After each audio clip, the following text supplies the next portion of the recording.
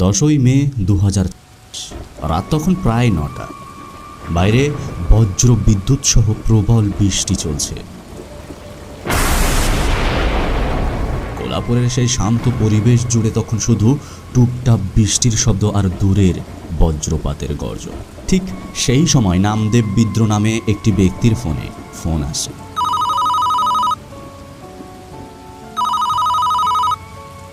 নামদেব বিদ্র ছিলেন একজন অবসরপ্রাপ্ত শিক্ষক এবং ফোনের ওপাশে থাকা ব্যক্তি নিজেকে মুম্বাই পুলিশ হেডকোয়ার্টারের একজন ইন্সপেক্টর হিসাবে পরিচয় দেয়। অবশ্য শুরুতে এটি একটি সাধারণ ফোন কল বলেই মনে হয়েছিল, কিন্তু কয়েক মুহূর্তের মধ্যে সেই কথোপকথন নামদেব বিদ্রের জীবনের সবচেয়ে দুঃস্বপ্নময় সংবাদে পরিণত হয়। পুলিশ অফিসার জানায় যে তার মেয়ে অশ্বনী বিদ্রে গত 15ই এপ্রিল থেকে ডিউটিতে উপস্থিত হচ্ছেন না। টানা 25 দিন ধরে কর্মস্থলে তার কোনো উপস্থিতি নেই। শুধু তাই নয়, বিভাগকেও কোনো ধরনের তথ্য বা ব্যাখ্যা দেননি তিনি। খবরটি শোনা মাত্রই মুহূর্তের মধ্যে স্তব্ধ হয়ে যান নামদেব বিদ্রে, কারণ অশ্বিনী বিদ্রে ছিলেন নাভি মুম্বাই হিউম্যান রাইটস সেলের কর্মরত একজন অ্যাসিস্ট্যান্ট পুলিশ ইন্সপেক্টর। দায়িত্বশীল শৃঙ্খলবদ্ধ একজন পুলিশ কর্মকর্তা হিসাবে এভাবে হঠাৎ কাউকে কিছু না জানিয়ে নিখোঁজ হয়ে যেতে পারেন, এমনটা তার বাবার কাছে ছিল সম্পূর্ণ অকল্পনীয়।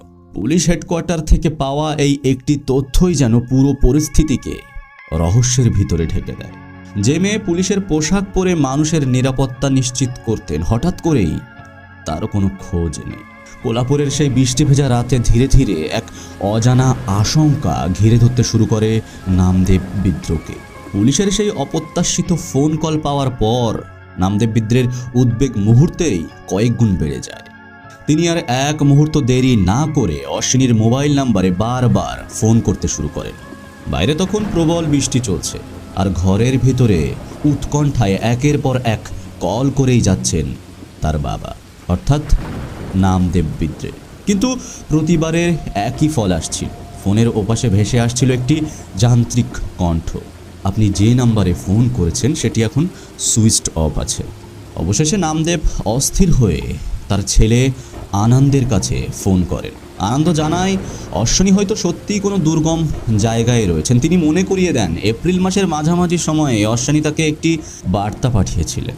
সেই বার্তায় লেখা ছিল তিনি কয়েকদিনের জন্য উত্তরাখণ্ডে একটি মেডিটেশন ক্যাম্পে যাচ্ছেন। সেখানে মোবাইল নেটওয়ার্কের সমস্যা থাকতে পারে কিংবা নিয়ম অনুযায়ী ফোন বন্ধ রাখতে হতে পারে। ছেলের এই কথা শোনার পর নামদেব নিজেকে শান্ত রাখার চেষ্টা করেন। তিনি ভাবতে শুরু করেন হয়তো কর্মজীবনের দীর্ঘ মানসিক চাপ থেকে কিছুটা মুক্তি পেতেই অশ্বিনী এই নিভৃত পরিবেশ বেছে নিয়েছে। এই ক্ষীণ আশাটুকুকে আঁকড়ে ধরেই এবং সেই উৎকণ্ঠার মধ্যেই সেই রাতটি পার হয়ে যায়। কিন্তু পরদিন সকাল হতেই দুশ্চিন্তা যেন আরও গভীর হয়ে ওঠে, কারণ নামদেব আর আনন্দের মনে একটাই প্রশ্ন ঘুরপাক খেতে থাকে, একজন দায়িত্বশীল পুলিশ অফিসার হয়েও অশ্বিনী কেন তার বিভাগকে বা কর্মকর্তাদের ছুটির কথা জানাননি। শেষ পর্যন্ত আর অপেক্ষা না করে আনন্দ সিদ্ধান্ত নেয় তিনি নাভি মুম্বাইয়ে গিয়ে পুরো বিষয়টি খতিয়ে দেখবেন।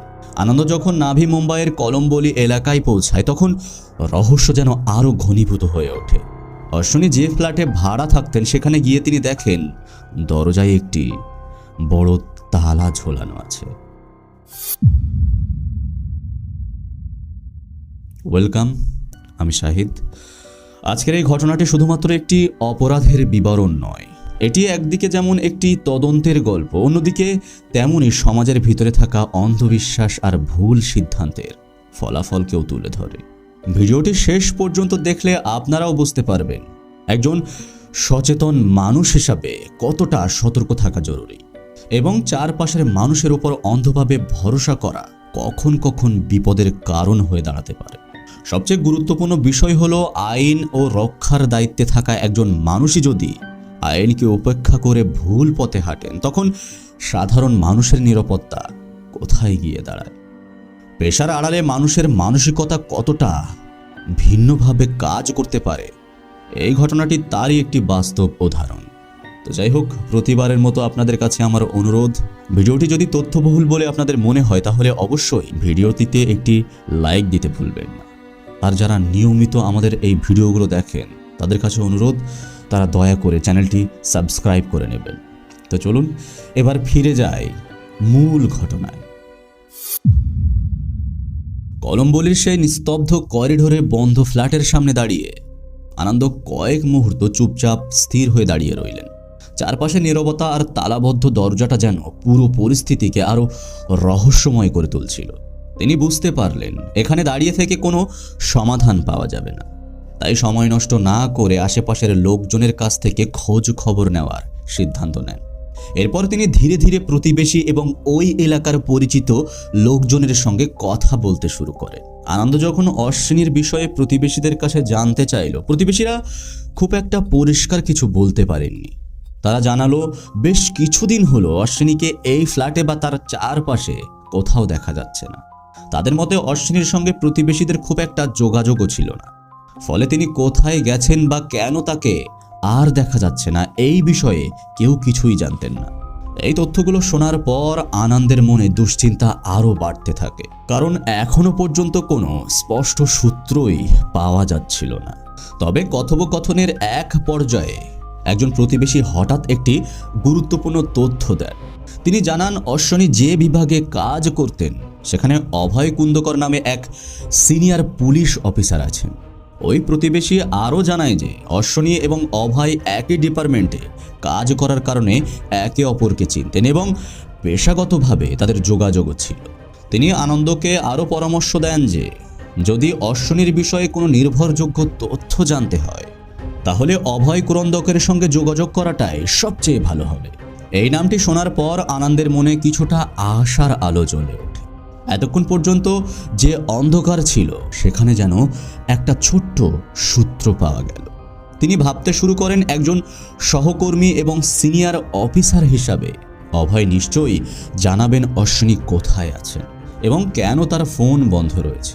এই নতুন সূত্র ধরেই আনন্দ সিদ্ধান্ত নেন তিনি অভয় কুরন্দরের সঙ্গে দেখা করবেন। আর ঠিক এই সিদ্ধান্তটাই ধীরে ধীরে এই নিখোঁজ রহস্যের নতুন মোড় আনার প্রথম গুরুত্বপূর্ণ ধাপ হয়ে ওঠে। প্রতিবেশীদের কাছ থেকে অভয় কুরন্দকের নাম শোনার পর আনন্দ আর এক মুহূর্ত দেরি করলেন না। কলম্বোলি থেকে তিনি সরাসরি রওনা হলেন সেই থানার উদ্দেশ্যে যেখানে অভয় কর্মরত ছিলেন। যাত্রাপথে আনন্দের মাথার ভিতরে একের পর এক চিন্তা ঘুরছিল। দিদি কি সত্যি কোনো বিপদে পড়েছে নাকি অভয়ের সঙ্গে দেখা করেই সব ধোঁয়াশা কেটে যাবে? এই দোটানা নিয়েই তিনি থানায় পৌঁছান। থানার ভিতরে ঢুকে আনন্দ সরাসরি সিনিয়র পুলিশ ইন্সপেক্টর অভয় কুরন্দকের কেবিনের ভিতরে যান। সেখানে পৌঁছে তিনি বিনম্রভাবে নিজের পরিচয় দেন। তিনি বলেন, স্যার, আমার নাম আনন্দ। আমি অ্যাসিস্ট্যান্ট পুলিশ ইন্সপেক্টর অশ্বিনী বিদ্রের ভাই। আমি কোলাপুর থেকে এসেছি। অশ্বিনীর নাম শুনতেই অভয় কুরন্দকের মুখে একটা স্বাভাবিক শান্ত ভাব দেখা যায়। এরপরে আনন্দ অভয় কুরন্দককে এই ঘটনার বিস্তারিত জানান যে গত 20 থেকে 25 দিন ধরে তার দিদির কোনো খোঁজ পাওয়া যাচ্ছে না, এমনকি তার ফোনটিও বন্ধ রয়েছে। এই সব কথা মন দিয়ে শোনার পর অভয় এক অভিজ্ঞ ভঙ্গিতে হালকা হাসিতে হেসে ওঠেন। তিনি শান্তভাবে বলেন, আরে এটা নিয়ে এত চিন্তার কি আছে? অশ্বিনী তো আমাকে জানিয়েই গিয়েছিল ও উত্তরাখণ্ডে একটি মেডিটেশন ক্যাম্পে যাওয়ার কথাই বলছিল। ফোন ব্যবহার করা যায় না, তাই ফোন বন্ধ দেখাচ্ছে। এরপরে তিনি আনন্দের সাহস বাড়িয়ে বলেন, তুই অযথা টেনশন করিস না, বাড়ি ফিরে যা। অশ্বিনী খুব দায়িত্বশীল অফিসার, ঠিক সময় হলেই বাড়িতে ফিরে আসবে। তিনি এটাও বলেন যে এখনই কোনো পুলিশের ডায়েরি বা আনুষ্ঠানিক অভিযোগ করার দরকার নেই, এতে অশ্বিনীর ক্যারিয়ারে অপ্রয়োজনীয় সমস্যা তৈরি হতে পারে। অভয়ের এমন জোরালো এক আত্মবিশ্বাসী কথা শুনে আনন্দ কিছুটা স্বস্তি পেলেন। এরপরে এই ভরসার উপরে দাঁড়িয়েই আনন্দ আর কোনো আইনি পদক্ষেপ না নিয়েই কোলাপুরে ফিরে যান। কিন্তু তিনি তখনও জানতেন না এই শান্ত এবং আত্মবিশ্বাসী আশ্বাসের আড়ালেই লুকিয়েছিল এক গভীর অজানা রহস্য। বাড়িতে ফিরে আসার পর থেকেই আনন্দের মনের ভিতরে একটা বিষয় বারবার খটকা দিতে শুরু করে। অভয় কুরন্দক বলেছিলেন অশ্বিনী উত্তরাখণ্ডের একটি মেডিটেশন ক্যাম্পে গিয়েছেন এবং বিষয়টি তিনি জানেন। কিন্তু আনন্দের মনে একটা প্রশ্ন বারবার ঘুরছিল, যদি সত্যি দিদি অনুমতি নিয়ে কোথাও গিয়ে থাকেন তাহলে পুলিশ হেডকোয়ার্টার থেকে তাকে নিখোঁজ বলে ফোন করা হলো কেন? সাধারণত কোনো পুলিশ অফিসার ছুটিতে বা প্রশিক্ষণে থাকলে সেই তথ্য অফিসিয়াল রেকর্ডে থাকার কথা। আর অভয় কেন বিষয়টি এত হালকাভাবে নিচ্ছেন এবং থানায় ডায়েরি না করার পরামর্শ দিচ্ছেন, এই বিষয়টি আনন্দকে অস্থির করে তুলছিল। রাতে তিনি বাড়ি ফিরে এসে বাবা মায়ের সঙ্গে বিষয়টি নিয়ে বিস্তারিত আলোচনা করেন। নামদেব বিদ্রোহ বিষয়টি শুনে চিন্তিত হয়ে পড়েন এবং বলেন, হেডকোয়ার্টার আর অভয়ের কথার মধ্যে কোনো মিল নেই, এর পিছনে নিশ্চয়ই কোনো একটা সমস্যা লুকিয়ে আছে। এই সমস্ত চিন্তাভাবনার মধ্য দিয়েই সেই রাতটা একটা উৎকণ্ঠার মধ্যে কেটে যায়। আনন্দের মন কিছুতেই শান্ত হচ্ছিল না। তার মনে হচ্ছিল তার দিদি নিশ্চয়ই কোনো সমস্যায় পড়েছেন। পরদিন ভোরে তিনি একটি কঠিন সিদ্ধান্ত নেন। কাউকে কিছু না জানিয়ে তিনি আবার সেই নাভি মুম্বাইয়ের কলম্বলি এলাকার সেই ফ্ল্যাটের দিকে রওনা দেন। অবশ্য এবার তিনি খালি হাতে যাননি, সঙ্গে নিয়ে যান তালা ভাঙার কিছু প্রয়োজনীয় সরঞ্জাম। তার মনে হচ্ছিল এই বদ্ধ ঘরের ওপারে দিদির নিখোঁজ হওয়ার কোনো গুরুত্বপূর্ণ সূত্র লুকিয়ে আছে। ফ্ল্যাটের সামনে পৌঁছে তিনি আবার সেই একই দৃশ্য দেখেন, নীরব করিডোর আর দরজায় ঝুলে থাকা সেই ভারী তালা। এরপরে কোনো দ্বিধা না করে আনন্দ তালা ভাঙার যন্ত্র দিয়ে জোরে আঘাত করতে শুরু করে এবং কিছুক্ষণ চেষ্টা করার পরেই তালাটি ভেঙে মাটিতে পড়ে যায়। এক অদ্ভুত বুক দূরে অনুভূতি নিয়ে আনন্দ ধীরে ধীরে দরজাটি ঠেলে ভিতরে প্রবেশ করে। ঘরের ভিতরে প্রবেশ করতেই গুমোট হাওয়া আর নিস্তব্ধতা যেন তাকে এক অজানা সত্যের দিকে ধীরে ধীরে টেনে নিচ্ছিল। কারণ তিনি হয়তো জানতেন না যে এই ফ্ল্যাটের ভিতরেই এমন কিছু অপেক্ষা করছে যা পুরো এই ঘটনার মোড়কেই ঘুরিয়ে দেবে। দরজা ঠেলে ভিতরে ঢোকার সঙ্গে সঙ্গেই আনন্দের নাকে আসে একটা গুমোট গন্ধ। কারণ বেশ কিছুদিন বন্ধ থাকা ঘরের মধ্যে যে ধরনের ভারী অস্বস্তিকর গন্ধ তৈরি হয়, এটাও ঠিক তেমনই। তিনি চারপাশে তাকিয়ে দেখেন ঘরের সব জানালা ভারী পর্দায় ঢাকা, ফলে বাইরের দিনের আলো ঘরের ভিতরে ঢুকতে পারছে না। অন্ধকারের মধ্যে হাতড়ে হাতড়ে তিনি দেওয়ালের সুইচ বোর্ড খুঁজে বার করেন এবং একে একে ঘরের সব আলো জ্বালিয়ে দেন। এবং আলো জ্বালানোর সঙ্গে সঙ্গেই ঘরের ভিতরের জিনিসপত্র পরিষ্কারভাবে দেখা যেতে থাকে। প্রথম দেখায় ঘরটি একদম স্বাভাবিক বলেই মনে হচ্ছিল। আসবাবপত্র, সোফা, বিছানা সবকিছুই পরিপাটিভাবে গোছানো। অশ্বনী যেমন পরিষ্কার পরিচ্ছন্ন ও গোছানো স্বভাবের ছিলেন, ঘরটাও ঠিক তেমনই লাগছিল। এরপরে আনন্দ ধীরে ধীরে পুরো ঘরটা পরীক্ষা করেন, ঘরের প্রতিটি কোণা, রান্নাঘর, এমনকি বারান্দাতেও। কিন্তু কোথাও কোনো সন্দেহজনক কিছু তার চোখে পড়ল না। ধীরে ধীরে তার মনে হতে থাকে হয়তো তিনি অযথাই ভয় পেয়েছেন, হয়তো দিদি সত্যিই কোথাও গিয়েছেন আর তিনি অকারণেই চিন্তা করছেন। এই ভাবনাতেই কিছুটা হতাশ হয়ে তিনি দরজার দিকে ফিরে যেতে শুরু করেন। ঠিক তখনই তার চোখ আটকে যায় ঘরের এক কোণে রাখা স্টাডি টেবিলের উপরে। সেখানে রাখা ছিল অশ্বনীর ব্যক্তিগত ল্যাপটপ এবং কিছু ডায়েরি। এই দৃশ্য দেখার পর আনন্দ মুহূর্তেই থমকে যায়। এরপরে একটা অজানা আশঙ্কা নিয়েই তিনি ল্যাপটপে হাত দেন। ভাগ্যক্রমে সেটিতে কোনো পাসওয়ার্ডও দেওয়া ছিল না। ল্যাপটপের স্ক্রিন জ্বলে উঠতেই আনন্দ একে একে ফাইলগুলো খুলতে শুরু করেন। আর তখনই তিনি এমন কিছু দৃশ্য দেখতে পান যা তার পুরো শরীরকে স্তব্ধ করে দেয়। কিছু ভিডিও ফাইলে স্পষ্টভাবে দেখা যাচ্ছিল অভয় কুরন্দকর অশ্বনীকে, অর্থাৎ আনন্দের দিদিকে শারীরিকভাবে নির্যাতন করছেন। শুধু ভিডিওই নয়, কিছুটা অডিও রেকর্ডও সেখানে ছিল। সেই অডিওতে শোনা যাচ্ছিল অভয়ের ভয়ঙ্কর হুমকি। হুমকিতে বলা হয়েছিল তার ক্যারিয়ার শেষ করে দেওয়া হবে এবং তাকে প্রাণে মেরে ফেলা হবে। এই সমস্ত কথা এবং ভিডিও দেখে আনন্দের মাথা ঘুরে যায়। এরপর তিনি অশ্বিনীর ডায়েরি হাতে নেন। ডায়েরির শেষ পাতাতে লেখা ছিল আরও ভয়ঙ্কর কথা। এক জায়গায় অশ্বিনী স্পষ্টভাবে লিখেছিলেন, আমার যদি কোনো ক্ষতি হয় বা আমি নিখোঁজ হয়ে যাই, তার জন্য একমাত্র দায়ী থাকবে অভয় কুরন্দকর। এই ল্যাপটপ আর ডায়েরি পড়ার পর আনন্দের আর কোনো সন্দেহ থাকে না যে গল্প অভয় কুরন্দর তাকে বলেছিল তা যে সম্পূর্ণ মিথ্যা এবং পরিকল্পিতভাবে সাজানো, তা তার আর বুঝতে বাকি রইল না। যে দিদি কোনো মেডিটেশন ক্যাম্পে যাননি, তিনি একটি গভীর ষড়যন্ত্রের শিকার হয়েছেন। নিজের উত্তেজনা সামলে আনন্দ দ্রুত ল্যাপটপ এবং ডায়েরিগুলো নিয়ে ব্যাগে রাখেন। তিনি বুঝতে পারেন যে এখন আর এখানে থাকা এক মুহূর্ত নিরাপদ হবে না। তাই ঘর থেকে বেরিয়ে তিনি কোনোভাবে তালাটি আটকে দেন এবং সোজা স্টেশনের দিকে রওনা দেন। তার হাতে ছিল তার দিদির নিখোঁজ হওয়ার সবচেয়ে গুরুত্বপূর্ণ প্রমাণ, যা পুরো রহস্যের মোড়টাকেই ঘুরিয়ে দিতে পারে। ল্যাপটপ আর ডায়েরি ব্যাগে ভরে আনন্দ যখন কোলাপুরের পথে ফিরছিলেন, তার বুকের ভিতরে তখন এক অদ্ভুত আগুন জ্বলছিল। তিনি স্পষ্টভাবে বুঝে গিয়েছিলেন যে যাদের উপর তিনি এতদিন ভরসা করেছিলেন, সেই পুলিশেরই একজন উচ্চপদস্থ অফিসার তার দিদির নিখোঁজ হওয়ার সঙ্গে সরাসরিভাবে জড়িত। কোলাপুরে পৌঁছে আনন্দ যখন ল্যাপটপে থাকা ভিডিওগুলো তার বাবা মাকে দেখান, তখন সেই দৃশ্য দেখে পুরো পরিবার স্তব্ধ হয়ে যায়। এরপর আনন্দ একটি কঠিন সিদ্ধান্ত নেন। তিনি আর সাধারণ থানায় নয়, সরাসরি প্রশাসনের সর্বোচ্চ স্তরে যাওয়ার কথা ভাবেন। কিন্তু পথটা অতটাও সহজ ছিল না। নাভি মুম্বাইয়ের ঊর্ধ্বতম কর্মকর্তাদের কাছে সমস্ত ডিজিটাল প্রমাণ পেশ করলেও তাদের ভিতরে একটা অদ্ভুত শীতলতা দেখা যায়। অভয় কুন্দকর একজন সিনিয়র ইন্সপেক্টর হওয়ায় এবং বিভাগের ভেতরে তার প্রভাব থাকায় শুরু থেকেই বিষয়টি ধামা চাপা দেওয়ার চেষ্টা চলছিল। নিজেদেরই একজন অফিসারের বিরুদ্ধে ব্যবস্থা নিতে গিয়ে পুলিশ প্রশাসনের ভেতরে যেন সংকীর্ণতা কাজ করছিল। এই টালবাহানা দেখে আনন্দ এবং তার পরিবার আর পিছিয়ে থাকেননি। তারা মুম্বাই হাইকোর্ট এবং মুখ্যমন্ত্রীর দপ্তরে সরাসরি পিটিশন দাখিল করেন। এরপর আদালতের কঠোর নির্দেশ এবং উচ্চ পর্যায়ের চাপের কারণে অবশেষে নাভি মুম্বাই পুলিশ তদন্ত শুরু করতে বাধ্য হয়। তদন্তের দায়িত্ব দেওয়া হয় সঙ্গীতা শিরডে নামে একজন অফিসারকে। প্রথমেই তদন্তকারী দল অশ্বিনী এবং অভয়ের ফোন কল ডিটেলস রেকর্ড বিশ্লেষণ করতে শুরু করে। এই ডিজিটাল ফরেনসিক তদন্তেই উঠে আসে একটি ভয়ঙ্কর সত্য।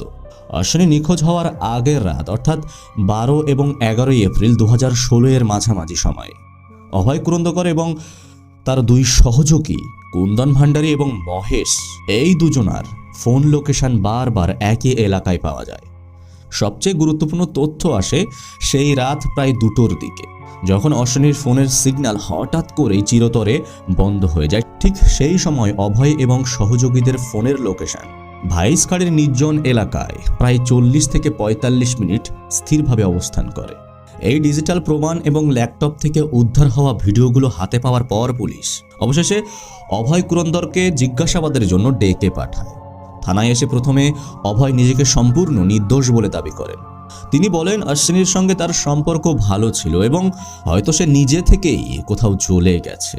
কিন্তু তদন্তকারীরা যখন তার সামনে ল্যাপটপের ভিডিও এবং ডায়েরির শেষ লেখাটুকু তুলে ধরলেন, তখন তার আত্মবিশ্বাস ধীরে ধীরে ভেঙে পড়তে শুরু করল। ডায়েরিতে অশ্বিনী স্পষ্টভাবে লিখেছিলেন, আমার কিছু হলে অভয় কুরন্দকর দায়ী থাকবে। এই প্রমাণের সামনে দাঁড়িয়ে অভয়ের মুখোশ খুলতে শুরু করে। 2017 সালের 7 ডিসেম্বর অশ্বিনী নিখোঁজ হওয়ার প্রায় 1.5 বছর পর পুলিশ অবশেষে অভয় কুরন্দরকে গ্রেপ্তারও করে ফেলে। রিমান্ডে নিয়ে এসে শুরু করা হয় দীর্ঘ জিজ্ঞাসাবাদ। ঘন্টার পর ঘন্টা চাপের মুখে থাকার পর এবং তার সহযোগীদের বায়ানের সঙ্গে নিজের কথার অসঙ্গতি ধরা পড়লে তখন অভয় বুঝতে পারে তার আর পালানোর পথ নেই। অবশেষে সেই জেরা কক্ষেই তিনি সত্য স্বীকার করতে শুরু করেন। তিনি স্বীকার করেন অশ্বিনীকে তিনি নিজের ফ্ল্যাটেই হত্যা করেছিলেন এবং পরে 2 সহযোগীর সাহায্যে তার দেহ গুম করা হয়। ইউনিফর্মের আড়ালে লুকিয়ে থাকা একজন অপরাধী অবশেষে আইনের সামনে মাথা নত করল। প্রিয় দর্শক, এই ঘটনার শিকড় খুঁজতে হলে আমাদের অনেকটাই পিছনে ফিরে যেতে হবে, প্রায় 2 দশক আগের সময়। সালটা ছিল 2000 সাল। সেই সময়ে মহারাষ্ট্রের কোলাপুরে একটি সাধারণ মধ্যবিত্ত পরিবারে বড় হচ্ছিলেন অশ্বিনী বিদ্রে। ছোটবেলা থেকেই তার চোখে ছিল বড় অফিসার হওয়ার স্বপ্ন, আর সেই স্বপ্ন নিয়েই তিনি পড়াশোনা শুরু করেন। তবে শুরুর দিকে তার জীবনে সাফল্য ধরা দেয়নি এবং 2005 সালে পারিবারিকভাবে কোলাপুরে রাজুগরের সঙ্গে তার বিয়ে দেওয়া হয়। অনেক সময় দেখা যায় যে বিয়ের পরে মেয়েদের স্বপ্ন থেমে যায়, কিন্তু অশ্বিনীর ক্ষেত্রে বিষয়টা আলাদা ছিল, কারণ তার স্বামী রাজু ছিলেন খুবই সহায়ক এবং সমর্থনশীল। বিয়ের পরেও তিনি অশ্বিনীকে পড়াশোনা চালিয়ে যাওয়ার উৎসাহ দেন, আর এই সমর্থনের কারণেই অশ্বিনী নিজের লক্ষ্য থেকে সরে যাননি। অবশেষে 2007 সালে তার দীর্ঘ অপেক্ষার অবসান ঘটে। মহারাষ্ট্রের পাবলিক সার্ভিস কমিশনের পরীক্ষায় উত্তীর্ণ হয়ে তিনি পুলিশ সাব ইন্সপেক্টর হিসাবে বাহিনীতে যোগ দেন।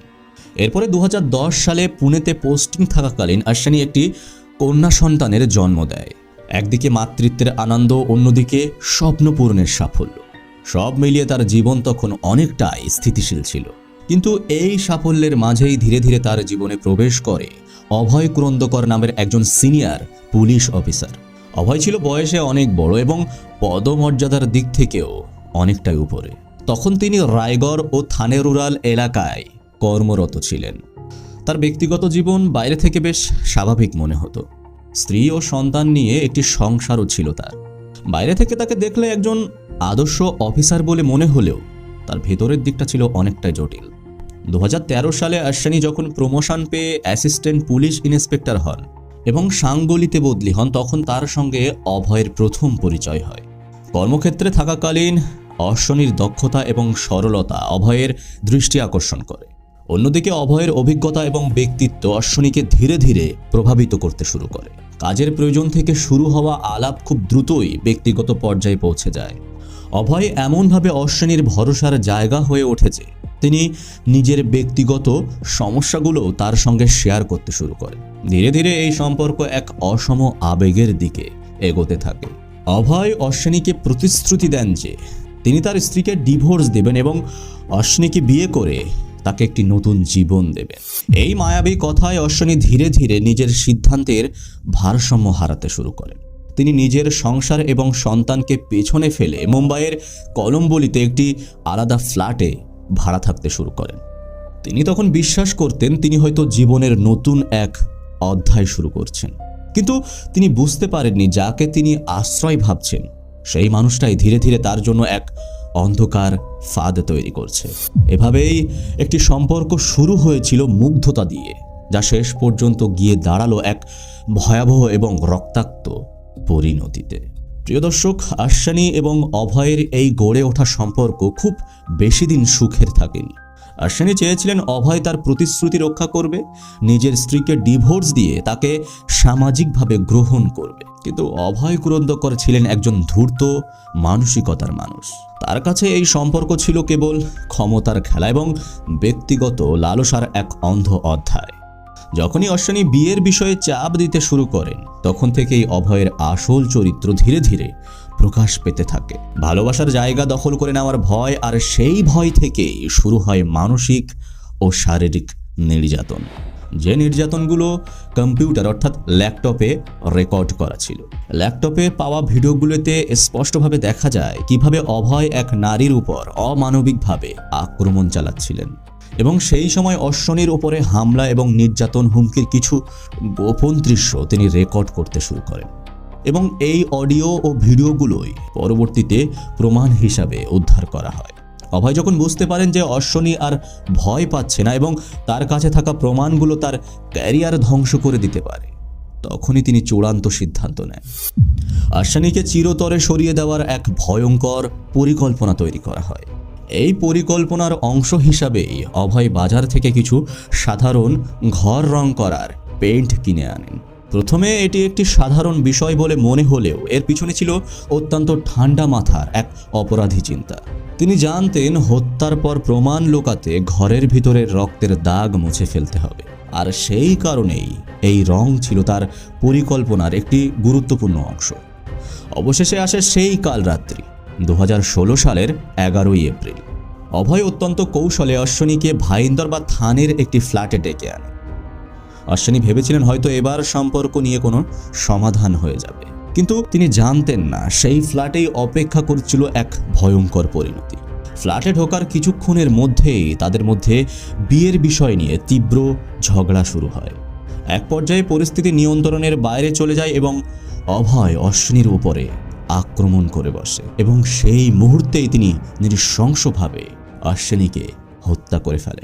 পেশাগত অভিজ্ঞতা থাকার কারণে তিনি বুঝতে পারেন দেহ সরানো না গেলে ধরা পড়ার সম্ভাবনা বেশি। তাই তিনি তার ড্রাইভার কুন্দল ভান্ডারী এবং বন্ধু মহেশ ফালনিকরকে ডেকে আনেন এবং শুরু হয় অপরাধের সবচেয়ে ভয়ঙ্কর অধ্যায়।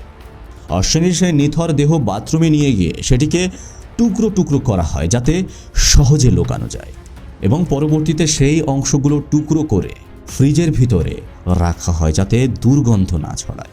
ঘরের ভেতরে যখন রক্তের ছাপ ছড়িয়েছিল তখনই সেই প্রমাণ মুছে ফেলার জন্য অভয় সেই রাতের পুরো ঘর রং করা শুরু করে। তিনি ভেবেছিলেন নতুন রঙের আস্তরণ তার অপরাধ ঢেকে দেবে। এরপরে আসে তার পরদিন, অর্থাৎ 12 এপ্রিল 2016 এর গভীর রাত। পরিকল্পনার শেষ ধাপ তখনই শুরু হয়। এরপরে তারা কিছু ভারী লোহার জিনিস সংগ্রহ করে এবং সেগুলো ব্যাগের ভিতরে ভরে শক্ত করে বেঁধে ফেলে এবং রাত প্রায় 2টোর দিকে তারা পৌঁছায় ভাষাই খাড়ির সেই নির্জন সেতুর উপরে। অন্ধকার আর নিস্তব্ধতার মধ্যে একে একে সেই ব্যাগগুলো নদীতে ফেলে দেওয়া হয়। লোহার ওজনের কারণে মুহূর্তের মধ্যেই সবকিছুই জলের গভীরে হারিয়ে যায়। অভয় কুরন্দকর ভেবেছিলেন জলের নিচে এবং রঙের প্রলোভে তিনি তার অপরাধ চিরতরে লুকিয়ে ফেলেছেন, কিন্তু তিনি ভুলেই গিয়েছিলেন রক্তের দাগ মুছে ফেলা যায়, কিন্তু অপরাধের সত্য কখনো লুকানো যায় না। প্রিয় দর্শক, অর্শিনী বিদ্রে এবং অভয় কুরন্দকের এই পুরো ঘটনাটি যদি আমরা গভীরভাবে বিশ্লেষণ করি তাহলে একটি বিষয় খুব স্পষ্টভাবে সামনে আসে, আর তা হলো ভুল পথ বেছে নিয়ে কখনোই সঠিক গন্তব্যে পৌঁছানো যায় না। মানুষ তার জীবনে যতই বড় স্বপ্ন দেখুক না কেন, সেই স্বপ্ন পূরণের জন্য যদি ভুল সিদ্ধান্ত বা ভুল সম্পর্কের উপরে ভরসা করা হয় তাহলে শেষ পর্যন্ত তার পরিণতি ভয়াবহ হয়ে উঠবে। এটাই স্বাভাবিক। আর এই ঘটনাটি আমাদের দেখিয়ে দেয় আবেগের বশে নেওয়া একটি ভুল সিদ্ধান্ত কখনো শুধু একজন মানুষের জীবন নয়, বরং একাধিক পরিবারকেও ধ্বংস করে দিতে পারে। অভয় কুরন্দকর একজন উচ্চপদস্থ পুলিশ কর্মকর্তা হয়েও যে নৃশংস পথ সে বেছে নিয়েছিল তা শুধুমাত্র একটি হত্যাকাণ্ডেই সীমাবদ্ধ ছিল না। তার এই কাজ মানুষের আইনের প্রতি বিশ্বাসকে আরও নাড়িয়ে দিয়েছিল। অন্যদিকে অশ্বিনী বিদ্রের মতো একজন মেধাবী এবং পরিশ্রমী অফিসারের জীবনও একটি ভুল বিশ্বাসের কারণে ধীরে ধীরে অন্ধকারের দিকে চলে যায়। একজন সফল অফিসার, একজন সফল মা এবং একজন স্বপ্নবাজ নারীর জীবন শেষ পর্যন্ত ভয়ঙ্কর এক ট্র্যাজেডিতে পরিণত হয়। এই কারণেই বাস্তব জীবনে কাউকে বিশ্বাস করার আগে মানুষকে ভালোভাবে বোঝা এবং যাচাই করা খুবই গুরুত্বপূর্ণ। তো প্রিয় দর্শক, এই ঘটনা নিয়ে আপনাদের মতামত অবশ্যই কমেন্ট বক্সে কমেন্ট করে জানাবেন। আপনাদের মন্তব্য আমাদের জন্য খুবই গুরুত্বপূর্ণ, কারণ এর মাধ্যমেই আমরা বুঝতে পারি আপনারা ভবিষ্যতে কী ধরনের ঘটনা এবং বিশ্লেষণ দেখতে চান। ভিডিও যদি আপনাদের তথ্যবহুল বলে মনে হয়ে থাকে তাহলে অবশ্যই একটি লাইক করবেন এবং চ্যানেলটিকে সাবস্ক্রাইব করে আমাদের সঙ্গেই থাকবেন। তো আজকের ভিডিও এখানেই শেষ করছি। দেখা হবে পরের কোনো ভিডিওতে। সে পর্যন্ত সুস্থ থাকবেন, ভালো থাকবেন, সতর্ক থাকবেন এবং অন্যকে বিশ্বাস করার আগে তাকে ভালোভাবে যাচাই করে নেবেন।